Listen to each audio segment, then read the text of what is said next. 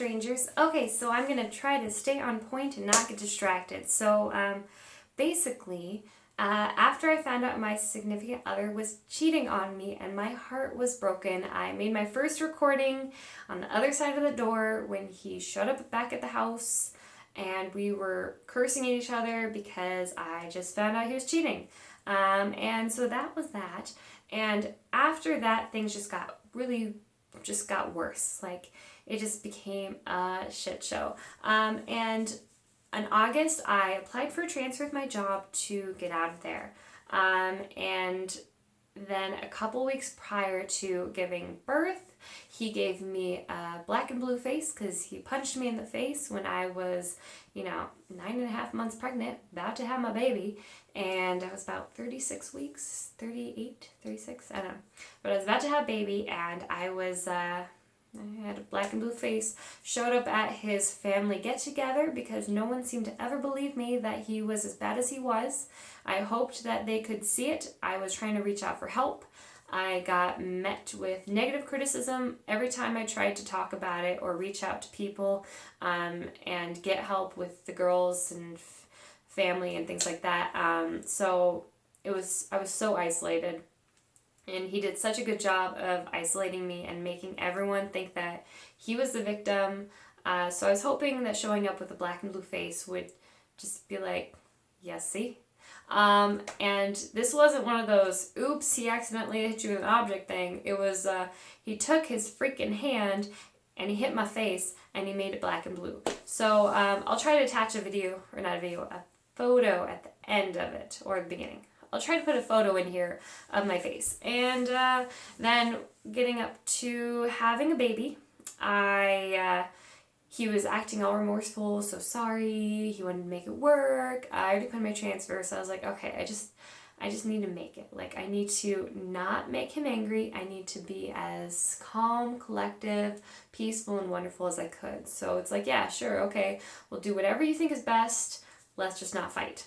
I'm about to have a baby and I just don't want to fight. So I wanted to just be a peaceful, calm, serene, perfect little saint. And I basically gave him whatever he wants as long as it kept him from fighting. He would go out and sleep around and then he'd come home to me and I wouldn't say anything because I did not want to fight anymore.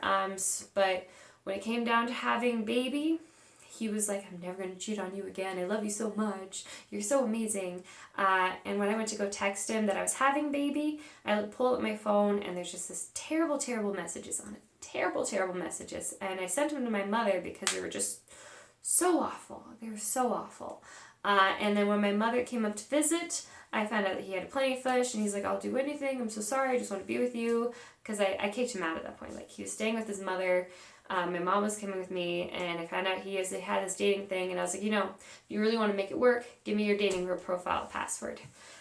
Oh, I wish he hadn't, because when he did, I found out that while I was giving birth, and he sent me all those terrible messages, and during the exact moment his daughter was being born, he was sending dick pictures to random women on the internet and sexting with all these girls to try to get them to sleep with him while I was recovering from having a baby. So that was that, and it was so heartbreaking. And so my entire maternity leave, he stayed at his mother's, I stayed at my house. He kept coming to my house trying to use me, and he would raid my kitchen, he'd borrow money, he'd fight with me, we'd argue, I'd record things. It was terrible, it was awful. I hated it, and I tried so hard not to fight with him, but it's like he wanted to feel better about the way he was acting towards me, where he wanted me to basically respond in the way he wanted me to respond. And it was such a control, terrible, terrible control, terrible manipulation. It was awful. And then towards the end of my maternity leave, like, I'd been contacting my work, trying to get them to give me this transfer. And after just emails and emails, nothing was really working. I even tried filling out new applications. I tried going to find other jobs. It wasn't working. And then Christmas comes along. I'm getting towards the end of maternity leave. My partner's been working and not working and working and not working. He always blames me that he doesn't have a job, but he got fired from 3 of them during his maternity leave because he got fired for sexual harassment because he kept trying to sleep with his employees or his coworkers. And so yeah, but it was always my fault somehow. And then Christmas comes along. There's videos of Christmas. He sleeps around on Christmas and Christmas Eve and New Year's Eve, all while claiming he wants to be with me. And then we would argue and fight. And then, yeah, sub-stories.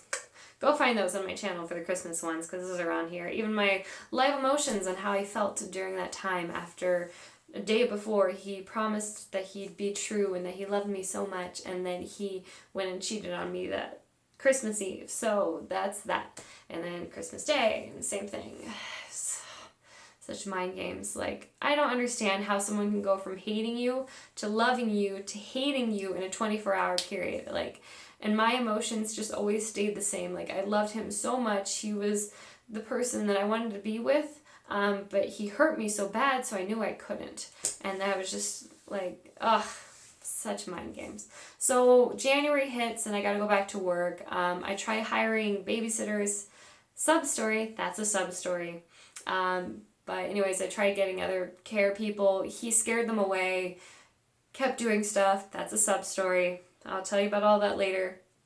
So basically, he's unemployed. He has to go back to watching babies because he won't let me have anyone else watch them. Not because I didn't try, but because he literally scared all of them away. So he's watching baby. He's a stay-at-home dad again. Tells me he can't stay at his mom's. He has to stay at my house. He has to live in my house.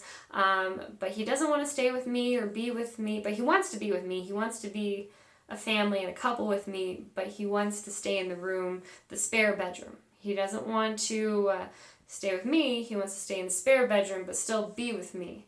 However that works. I just wanted to make it through until I got this transfer. But he just keeps playing these games. So I keep recording it. And I can't take it anymore. So I create this plan in my head where I have to create a relationship suicide. So when I'm at the low part, I have to make it so that when he's at the lovey-dovey, I want to be with you part, I can't back out. So I already have the job. I already have the transfer in. It's a matter of time, but I need to make it go faster, and I need to seal the deal while I'm at the low and while I hate him, period, because he's so awful. And I can't let him persuade me to want to be with him and change my mind. So while I'm down there, I go to my managers, or I email them and I tell them what's going on. And I send out the email. Scariest little push of a button in my life. There's so many, like, I stared at that send button for like 10 minutes thinking, oh my God, if I send this, this is it. There's no turning back. But I knew like it had to be done. And right when I was staring at that button, he sent me an awful text. And I was like, oh, thank God. Some motivation. Send. So I sent the email, went to the nursing room, started pumping. During the middle of my pump, I hear knock, knock, knock. And I'm like, who the heck? No one ever comes into the nursing room. Like, I'm the only person that uses it. I come out there and it's my manager. God, it's my manager. He's staring at me and I'm just like, oh, hi. Oh, what brings you here? And he's like, I got your email. And I was like, I just sent that. Like, you got that already? Like, how'd you find me? He's like, yeah, we've been calling all over. We've been looking for you. Like, we need to talk. And I'm like, oh my God, I'm in trouble. And I go in there and they're like, are you okay? And like, I immediately, like, I feel their concern and their care.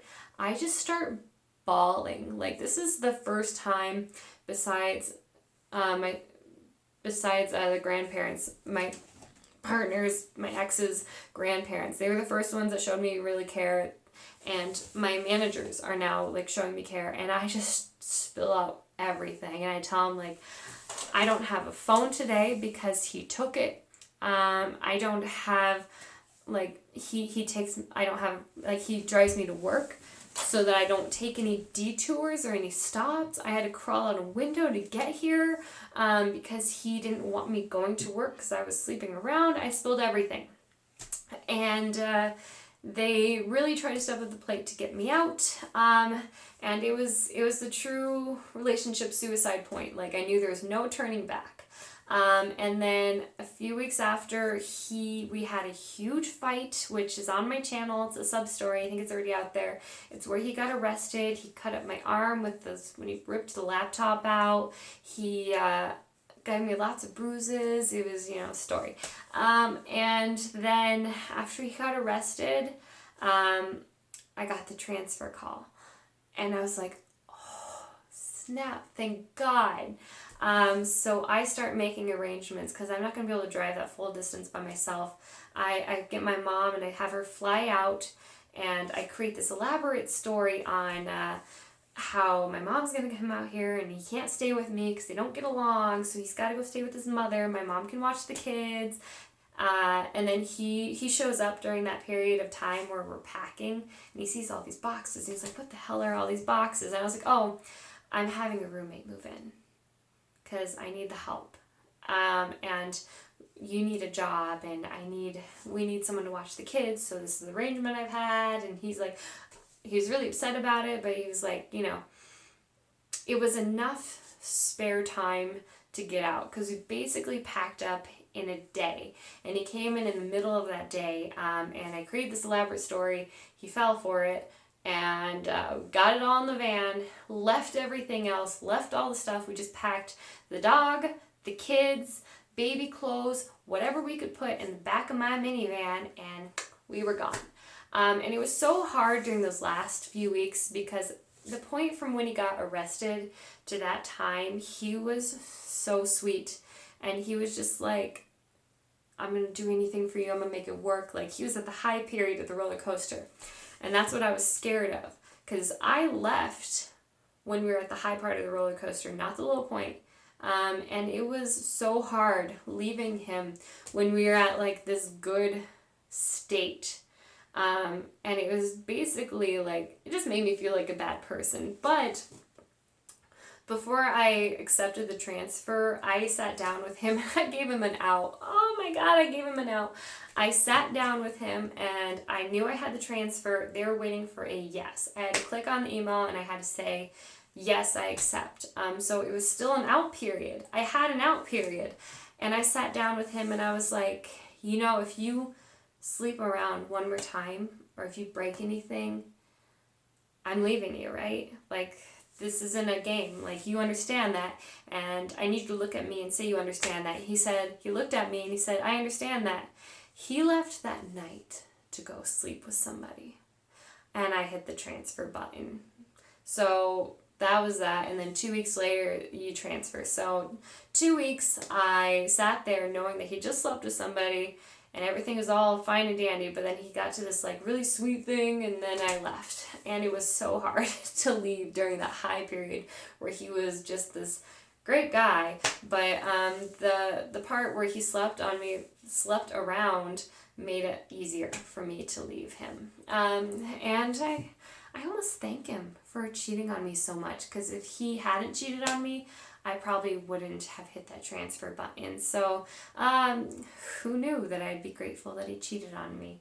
So yeah, I'm going to go into more next time on my current life. I'll give you more updates. I probably will try to fill in some of these sub-stories, because I could literally talk for hours on this. Like, there is so much crap that I went through that I have never been able to share or tell anyone, because I was either too embarrassed, mainly too embarrassed, or if I did try to tell them, they would like hear his story first and think that like he would manipulate him into saying like, oh, she's gonna say this.